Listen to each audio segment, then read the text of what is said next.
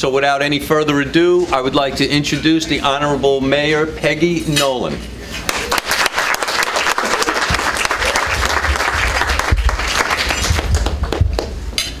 Good morning. Good morning. They told me there was no mic. I don't think I need one, do you? It's an honor for me to be here today, and it's a privilege that you've invited me, because without businesses in our community and without businesses working together, our cities wouldn't be successful. So I thank you all, and I'm thrilled that this is the room is as crowded as it is. I was invited to your Christmas party, and sorry, I ended up in the hospital. So that's the only reason I wasn't here. And I was really disappointed, because I'd much rather have been at your party than in the hospital. But I'm fine. I just had a nasty flu. Now I have an ulcer. So I'm surprised I only have one. But I'm alive and I'm well and everything's good. Good blood pressure. I'm here today just to touch on a few of the things that we've accomplished, and I'd also like to introduce one of my fellow commissioners, Joe Miller. Joe, would you stand up? He's the District 1 Commissioner, which is from Dixie Highway to the ocean, and he has one of the prettiest areas in our district and in our city, and we've done a lot. We've accomplished a lot in that district because it's a community redevelopment area. We've redone the Cove Shopping Center, the Hillsborough landscaping, and the new streetscape. We're working on the pier. We're going to have a new pier, a new bait house, and there's a lot of activity going on our community. In 2010, the city of Deerfield Beach had we were the third lowest in the emergency reserve balance. We counted on property taxes for almost half of our general fund, faced with an 18% drop in property taxes. Despite these challenges, this year marked the beginning of a long-range plan for the city of Deerfield Beach. Several things contributed to the plan. The first was the decrease in property taxes. If any of you own residents or businesses in the community, and you look at your taxes this year, you will see that your bills went down, your tax bills. And it's not because of the property value of your businesses or your property, your residential property. It's because of the fact that the City of Deerfield Beach Commission, along with our great city manager, came up with innovative ideas, so everybody in the community is contributing to the taxes in the city. So your property taxes did go down by 15%. We are. Thank you. You're welcome. Well, what we did is we imposed a utility tax. So we were the only city. There was 3 cities. One was Lazy Lakes with a population of about 2,500 people, and another city. We were the only city that didn't have a utility tax on your electric, your water, and your gas, if you have gas. And the city imposed this. We had a lot of opposition towards it, but the thing is the property owners in our community were carrying the burden. And it got to the point that that's not fair, because these are the people that are paying to run the city, and everybody lives here and everybody uses the service. So what this did is it imposed, and if you look at your electric bill, it's probably $4 a month that it went up, where we were able to lower the millage rate on the property owner. So everyone, whether you're a renter, you now are paying to help with our general fund and maintain our city to the level that we're used to. So we reduced our general fund budget by $650,000. Over the past 2 years, the city has decreased spending by nearly 9%. The city plan includes visions of public safety. This year, we joined forces with our Broward Sheriff's Office. For over 20 years, our police department has been with the Sheriff's Office. This year, we incorporated our fire department, our fire rescue service. This is saving the city of Deerfield Beach $2.8 million this year alone. And we know that over the next several years, it'll be at least $1 million a year. What this has done for us is that we have all these new resources for the residents of the community and the business.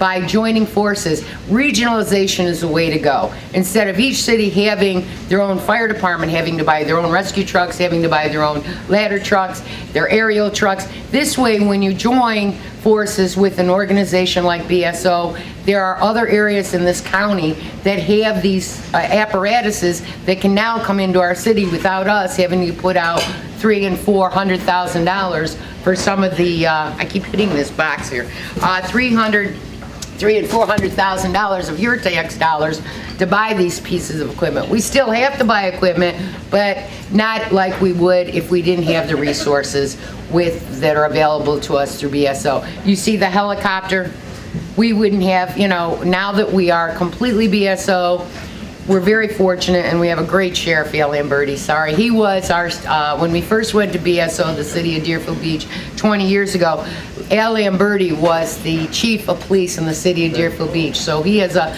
soft spot for us up here, which we're very lucky. This year, our employees took a 5% decrease in salary, plus they're paying 10% towards their health insurance. Unfortunately, last year, we had to lay off 122 employees. They always say that cities are fat and happy. Well, we're not fat and happy. We are trying to, let everybody in our community, everybody in our city, every employee is helping contribute to this endeavor of keeping our city the way that we're used to having it and the services that the residents are used to having. What they've done is, and again, some of our part-time employees, they've gone from, everybody's making a sacrifice, including all of you. What we've done is our part-time employees could work up to 32 hours. They've also been cut to 20 hours. What this has done for some of our employees is that's over $450 a month that they are not going to be receiving because they're losing these hours. So it's all of us. It's all of us that are making sacrifices. So, and I know all of you, you own businesses, you know what it's like. You know what the health industry is doing to us, which is almost a travesty that, when you go into, I go into the Walgreens to pick up a prescription and there's someone in front of me and they're being told that it's $250. It's like, oh my gosh, how can people afford this? Something has to give. Unfortunately, it's not on the city side that we can do anything about our health insurance, but all us businesses need to get together and say, okay, stop. This has got to stop. We can't afford it. We have a lot of community partnerships. We're very fortunate to the JM Foundation. I know some of you have children and some of you don't. The JM Foundation, Jane Moran, what they've done is they are paying for our resource offices in our elementary schools, which is a big, big problem that we were faced with, because it was, how are we going to do this? The school board, of course, wouldn't step up to the plate, so the schools were coming to the city and trying to put this responsibility on us, where JM Family stepped forward and they are paying for the resource officers. And I'm sure not all of you realize, but children in 3rd grade is when the problems start. And that's pretty scary to think that someone in 3rd grade is where the problems are starting. It's not when they get to high school, it's not when they get to middle school, in 3rd grade. So having an officer in the elementary schools is so important to these children, so they get a rapport that the officer's not bad, that the officer's there to help us. This is something we're so proud to have JM Family in our community contributing. They also sponsor a college tour, and what this is, it's a program that's going on in our Deerfield High School, and I believe there's over 40 children that are involved in it, and they get some of these at high risk children that possibly won't have the opportunity to go to colleges, and they work with them every week on Saturday. I think it's a 10-week class, and they have tutors that come in. Then they take these children that otherwise wouldn't have the opportunity to go out to the colleges in South Florida and North Florida, and they take them there to show them the opportunities that they can have and possibly be going to these colleges. They help them teach them how to do the applications, how to get funding. So these kids that otherwise wouldn't have this opportunity. So again, we're very fortunate to have JM Family. They also are a mentor with our PAIL program, BSO. which I don't know if any of you are familiar with that, but it's Police Athletic League, which right now it's over at our main fire station. Well, it's not our main fire station. For years it was. On Hillsborough and Federal Highway. Upstairs, Butch Santee runs a program. He has the boxing program that's going on and also soccer. What they have now is they have the turntables. They're teaching the kids to be DJs. Sorry. I know. I'm just hearing that lady from my left ear, sorry.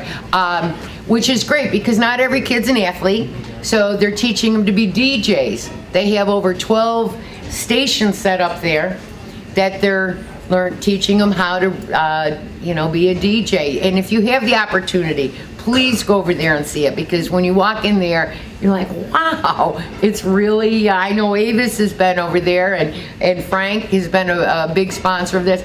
It's great, because this is our future. These are the kids that are going to be taking care of you and I in a year or two. At least me. I've also, along with my fellow commissioners, we reestablished Student Government Day, which years ago when I was a city commissioner, we always had Student Government Day. So we invited the children from the elementary school, middle school, and the high school to come to City Hall and see how government works. That program fell by the wayside when I was out of office. Well, when I got back in office, this was very important to me, because children need to know what our city does, what our government does, what our mayor and our city commissioners do. And you know what? Through children, it's no different than you learn to recycle through your children that brought it home from school. So kids come into the City Hall and they see what the city manager does, what our water department does, what our sanitation department, and they're excited about it. They come back and they say, oh, we can't wait till next year. Can we come again? Well, if you're still in student government, yes, you can. I've also started a youth advisory council for me to help me. My children are 25 and 23 and 21. So I don't have the kids that are in school anymore. What we've done is I've started a youth advisory council, so the children in the community that live here and anybody that has children that would like to become part of this, please let me know, because they're going to be the voice for the youth in this community, and that's what we need. What I've tried to do is there's some kids in our programs. We have several boards in the city that we have volunteers. We have a community appearance board, we have a planning and zoning board. We have these boards that we have volunteers on, and they make decisions when you come in to open your business, what color your building can be, your zoning issues and so on and so forth. What I've tried to do is I have a couple of young, and I say young, they're 27, 28, graduated from college, work here in the community now. One's a architect, another one is an engineer. I'm putting these people on my boards as my representative, because I think it's very important that we start passing the baton to the younger community, to the children, and well, they're not children, but to the young men and women that are in their 20s and 30s, because this is our future, and I'm not going to be here forever. So I think it's important that we get the young people in the community involved in what's going on. And like I say, this is their future too.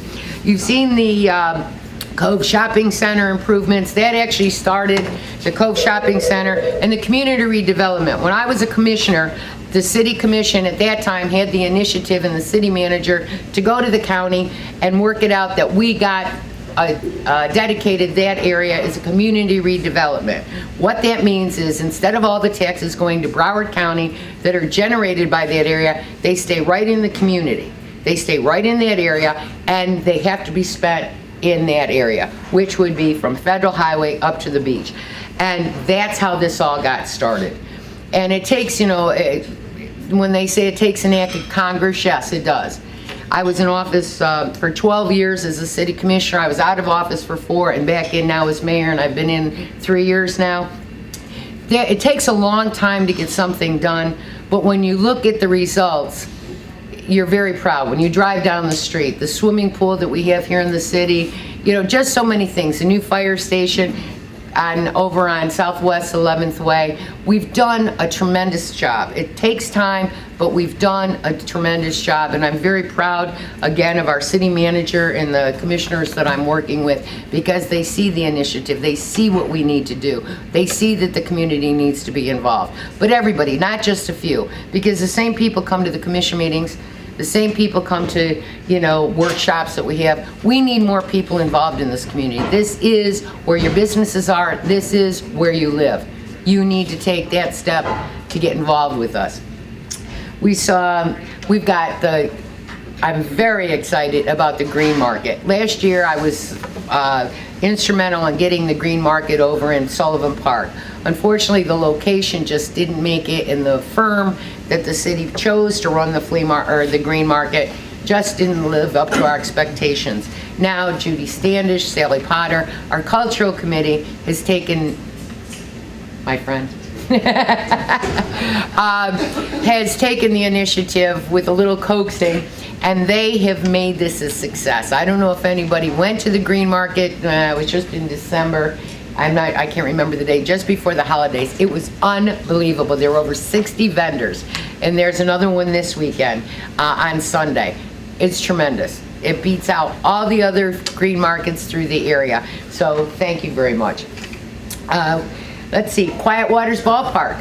We're very happy that along with the school board, we were able to acquire some of the land years ago. Again, I was instrumental with Bob Parks, who was a school board member back then, to get a piece of property out at Quiet Waters Park where we had a small ball field. And for the children in the west, because there's nothing out west. We have Quiet Waters Park, but that's county.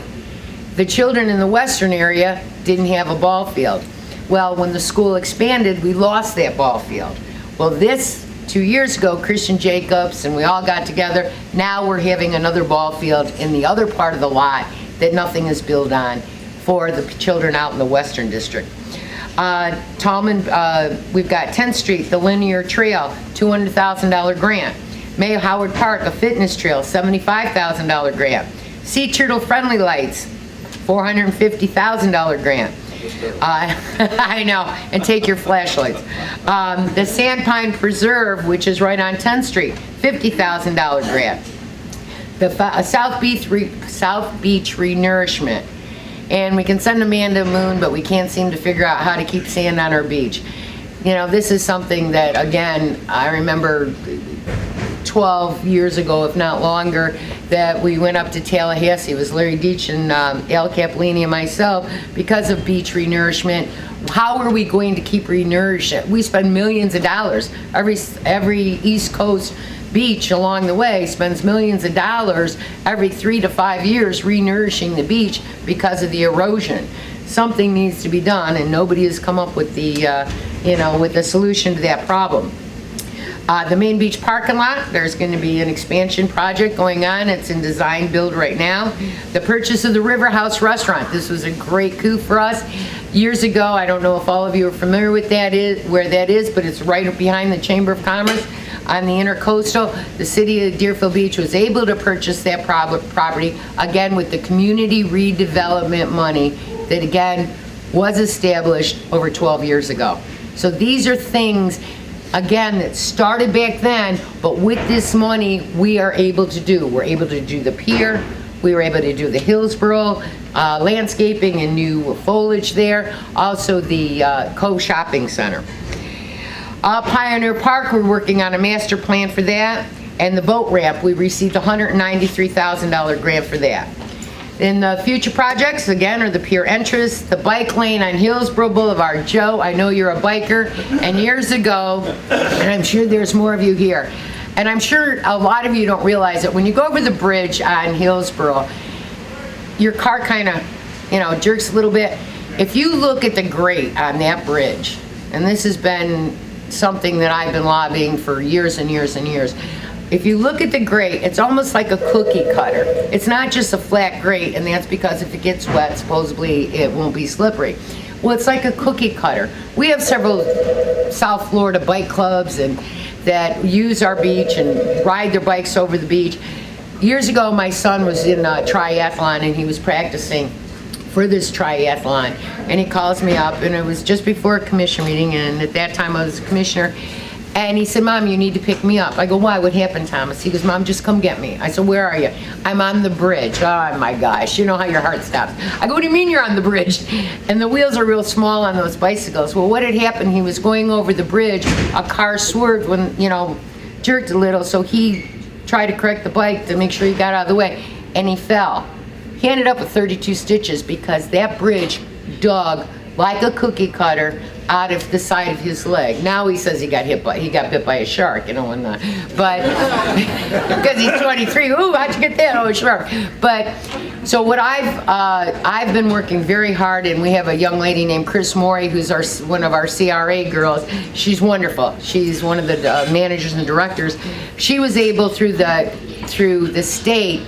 We're going to have a project in the city of Deerfield Beach, a pilot program that we're actually going to get the rubber, and it's going to be at least 12 inches wide, that goes over the bridge for the bikers, because this is a safety issue. And again, unless you're a biker or unless you've walked across that bridge, you don't realize how dangerous that bridge is for our bikers in the community. And you've got parents that ride with their kids, so this is something that I'm so excited.